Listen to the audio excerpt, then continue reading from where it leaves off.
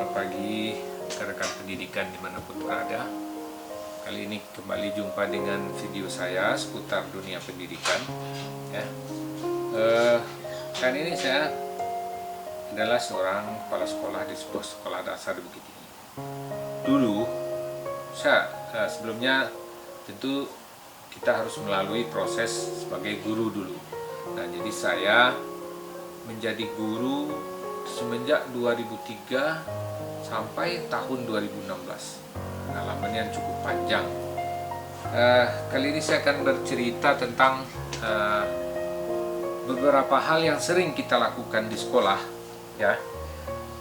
Yang tentunya hal ini setelah kita menyadari ternyata itu adalah sebuah kesalahan yang sering kita lakukan dalam mendidik anak-anak kita di sekolah. Nah, di sini ada saya sudah rangkum ada 10 kesalahan yang sering kita lakukan dalam mendidik anak. Yang pertama, terlalu banyak mengatakan jangan. Nah, rekan-rekan pendidikan, kata-kata jangan itu akan berakibat buruk terhadap anak, di mana anak mematahkan semangatnya, ya. Jadi apapun yang dilakukan anak di sekolah, baik itu perbuatan baik atau perbuatan yang tidak baik, sebaiknya kita jangan mengatakan kata jangan. Nah, carilah kalimat yang lain yang lebih pantas dan memberikan contoh terhadap contoh. Misalnya, seorang anak melakukan kesalahan dengan mencoret-coret dinding. Nah, kita bisa mengatakan, nah, kalau dinding sekolah kita dicoret, kelihatannya buruk apa jelek? Nah, ini salah satu contohnya. Kemudian yang kedua adalah membicarakan keburukan anak di depan orang lain. Nah, artinya kalau kita seorang guru, lalu kita berbicara dengan teman-teman guru yang lainnya, ya, yang kita omongkan itu adalah keburukan atau kejelekan anak kita di sekolah saja. Nah, itu juga suatu hal yang tidak baik, ya. Nah, untuk selalu kita lakukan. Kemudian yang ketiga, membandingkan anak dengan anak lainnya. Nah, ini tentu saja akan mengenai mental anak jadi tidak stabil, ya, karena mereka merasa rendah jadinya dengan teman-temannya yang lain di sekolah.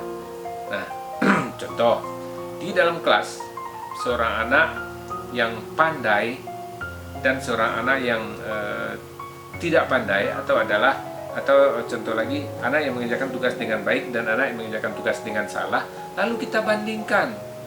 Misalnya si Badu, Badu, kenapa kamu tugasnya salah? Coba lihat temanmu si Budi, dia benar semuanya. Sahabat guru, sahabat pendidikan, itu juga sebuah hal yang tidak benar atau yang tidak baik untuk kita lakukan. Kemudian yang keempat adalah suka menghukum dan enggan memuji. Suka menghukum dan enggan memuji. Selama 6 jam di dalam kelas, ya, atau minimal satu mata pelajaran 2 jam di dalam kelas, coba Bapak Ibu guru bandingkan mana yang lebih banyak Bapak Ibu guru memuji ataukah menghukum anak didik kita. Nah, kita harus seimbang, ya. Kita dalam hal apapun kita harus balance. Nah, atau bahkan sebaliknya kita tidak boleh dibenarkan untuk menghukum siswa, tapi berilah pengertian yang baik, berilah pengertian yang benar. Nah, itu yang keempat. Kemudian yang kelima, menghukum siswa dengan perbuatan baik. Nah, maksudnya di sini mungkin rekan-rekan bingung juga, ya, menghukum siswa dengan perbuatan baik. Sebetulnya itu adalah sesuatu yang bermanfaat bagi anak. Misalnya seorang anak yang melakukan kesalahan, terlambat datang ke sekolah, kemudian kita suruh membersihkan WC atau membersihkan kamar mandi, ya, kalau dulu mungkin seperti itu. Nah, itu juga termasuk salah satu kesalahan yang sering dilakukan. Kenapa? Karena hal ini juga akan menjadi beban mental bagi anak kita, ya. nanti dia akan bercerita di rumah sama orang tuanya, "Papa, Mama, tadi saya terlambat, saya disuruh membersihkan WC." Kemudian dengan begitu juga dengan teman-temannya, dia akan menjadi malu, ya. Anak ini akan malu dan tentunya sulit untuk bersosialisasi lagi dengan temannya. Kemudian yang ketujuh, mencela hasil pekerjaan anak. Nah, artinya di sini tentunya mencela yang membuat anak kita menjadi menjadi merasa rendah, ya. Misalnya dia mengerjakan 10 tugas yang diberikan guru. Nah, dia cuma betul 2 atau 3 soal, kemudian 7 salah. Lalu si guru mengatakan kepada anak tersebut, "Hei, Badu, kenapa kamu ini nilaimu kok cuma 3? Tulisanmu jelek pula lagi. Ya, udahlah tulisanmu jelek, kotor pula lagi." Nah, sebagai seorang guru, itu kalimat dan kata-kata yang tidak pantas rasanya kita berikan terhadap anak didik kita, ya. Kemudian yang kedelapan, mengomel terlalu banyak atas kesalahan yang dibuat oleh anak didik kita. Saya yakin banyak di antara kita teman-teman guru ini yang suka ngomel, suka marah-marah, tidak bisa menahan emosinya terhadap pekerjaan yang dilakukan oleh anak. Nah, sebetulnya kita harus menyadari juga, ya, sebagai seorang guru itu kita harus sabar, ya. Kita harus paham bahwa yang kita hadapi itu adalah anak-anak, ya. Kemudian yang kesembilan, menakuti anak dengan kegagalan, namun tidak mendorong dengan keberhasilan, ya. Menakuti anak dengan kegagalan ini artinya begini, sebagai contoh. Nah, seorang anak yang kemampuannya di bawah rata-rata, lalu kita takut-takuti, yang tujuan kita adalah untuk memancing anak tersebut supaya belajar atau supaya pandai, namun kita menakutinya dengan kegagalan. Nah, Badu, kalau kamu seperti ini juga, kamu nanti masa depannya mau jadi apa? Mau jadi gelandangan kamu? Kamu mau jadi pengemis?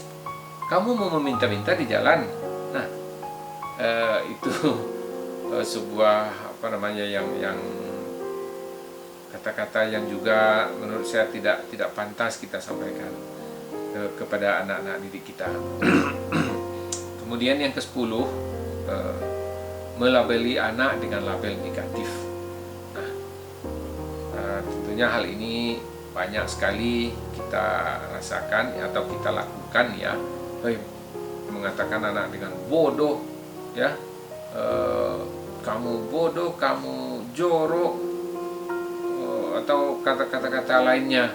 Nah, tentu saja hal ini ya, dari ke-10 kesalahan dalam mendidik yang sering kita lakukan, yang saya sampaikan tadi, kesemuanya itu bisa menyebabkan mental anak kita menjadi drop.